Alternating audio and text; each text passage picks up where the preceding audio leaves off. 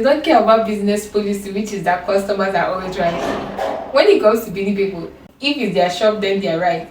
Welcome back to the channel. I feel like it's been long I said this stuff. Did you guys not notice that I haven't been saying this in a while? I just feel like it's been childish. Anywho, this video I want to be talking about the cultural shocks I experienced in Benin City, Edo State. Mind you, I didn't even know that this state existed until I came down here. But I thought Benin City was actually Lagos. Like, I was misplacing them. And for somebody that has lived in the east my whole life, I mean, until I moved down here for school, and boy, I was checkmated. I'm still tiptoeing around them because that is actually the only way to avoid, the number one shock I experienced in this city is that arrogancy, rudeness, violence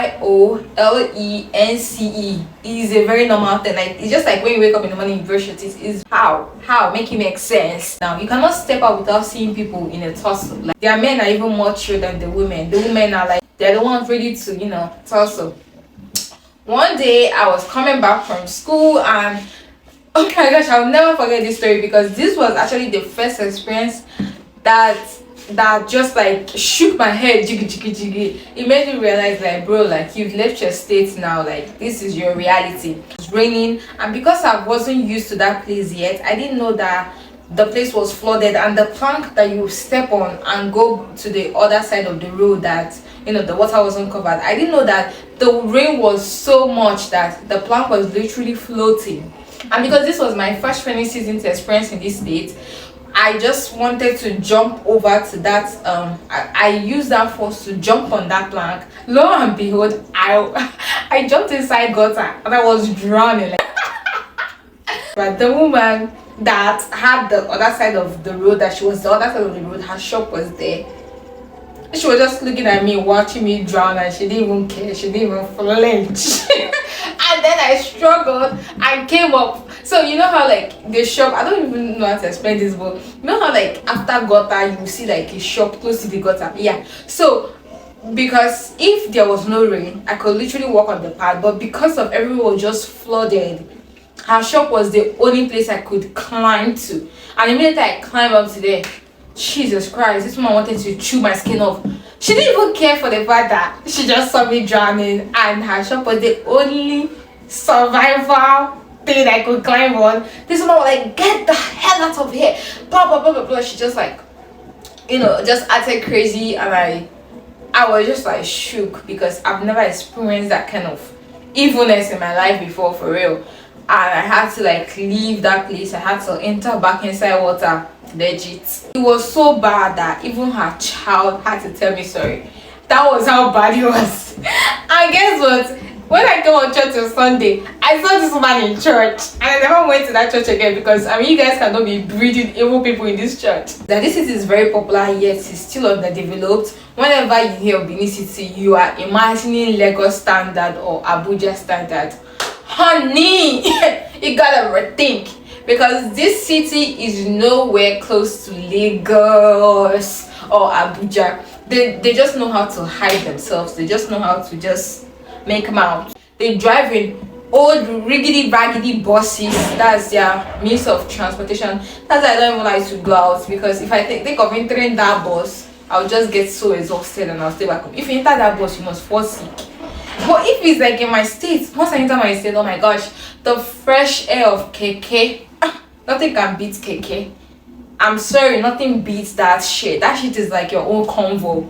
And their buses are so bad, they are weapon fashioned against you. Once you enter that place, like, bruh, even the boss will be choking you. I don't even know how to explain it, but if you know, you know. That when I came down here, I was like, I'm gonna be such a good content creator. I'm going to expand my horizon. I'm gonna start acting. Oh my gosh, my lipstick came off. I'm going to be acting back to back. I really thought in my head that here was like Lagos standard. Unfortunately, when I came down here, I noticed that even they don't even have entertainment industry here. The producers don't even know what the heck they be doing, and most of their movies, they want to base most of their movies based on their language. So that my acting career, we have to pause it for now. Girls aspire, or just like they aspire to date Yahoo boys. That is their dream boyfriend. You know what I'm saying? That's their goal in life, to date Yahoo boys. Like, it's so normalized that even when they are driving around, like when you just see them, you know them, like they are proud of it. It's just like open. It's an open thing. Like, this is this person's business. Like, fraud is this person's business, and everybody's just chill with it. Nobody's doing nothing. Like, they don't care. It's not like in other states where it's a hidden thing or just like something you have to be pretending about. Here is a full-on business. Even their parents are happy, their parents support it, their parents encourage it. Like, how like a celebrity is walking past and everybody's like, that's how they treat Yahoo boys. Like, smoking is so normal here. Back home, the only place I see people smoking, when you go to the park and people are just like smoking like cigarettes, minor cigarettes on the park, on the road, like, that's what people would be doing. And not like just like in the home. So just like, when you're passing the road or the streets, people don't really be doing that. But here, people will be in their family house and be smoking. They'll be in their shops and be smoking.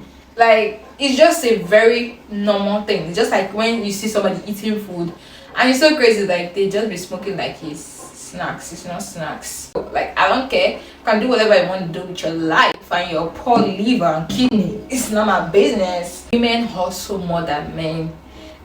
The women are the ones that are into businesses. They are the ones that are, they are the ones building. You will see a hostel or a house, and it's the women that are building it. The women are the ones that will raise money and send the guys abroad, like their sons, their husbands. The women are very much active. Like, they don't be chilling. When Igbo men are the ones that are very active when it comes to business, but Benin women are the ones that are very much active when it also comes to business. That their women do not want to eat. I know it's as if I'm emphasizing more of their women, because their women are so populated. They're the ones I see everywhere, for real. I saw one lady, let me say she was in her mid-40s. If you see bleaching, like from here to here, stretch marks everywhere, she's shining like this. You can definitely tell that, dude, like, this woman is bleaching the shit out of her skin, makeup like a clown. She had these lashes that was a whole different color. Because I'm not gonna lie, I've never seen those type of things before. Somebody that's coming from a small state to this type of place, I like, when you live in Abia State, those type of things are condemned and people don't really be into it. And then I came here and I'm seeing this woman dressed like nails like up to here. I'm scared. Like, is she real? For real? It took me a while to see that this is just a normal thing here. There are women, they don't want to age at all. They love their youth. They love their, they want to be pyong pyong. Like, it's so crazy because they are so actively into being youthful. This brings me to my last cultural shock, which is, they don't care about their business. They don't care about business policy, which is that customers are always right. When it comes to Benin people, they are always right. Like, if it's their shop, then they're right. Whenever you want to go and buy something, right? And then you're like, oh, can I get this stuff? And they'll be like, oh, I don't like this one. Like, can you change it? If you see how they'll grab that thing from your hand and just like drop it and throw your money away. Like, they don't care about business like that. They have the businesses, but they don't care about the good. They don't care about, like, let me be nice to you so you can come back again. The only people that have gone to their shops and they were actually genuinely nice to me, when I try to do the transfer, I'll see that it's an Igbo person. I'll be like, obviously. But when it comes to full-on Benin people, they don't care about business at all.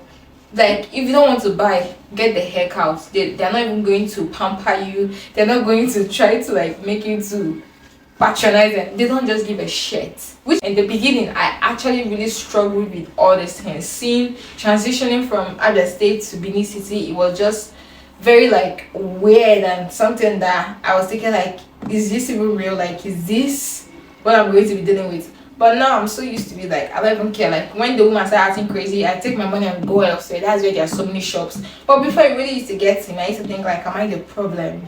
But now I've just seen that this is who these people are. You cannot change them. Honey, they love themselves. You cannot change them. But with that being said, Thank you so much for watching my video.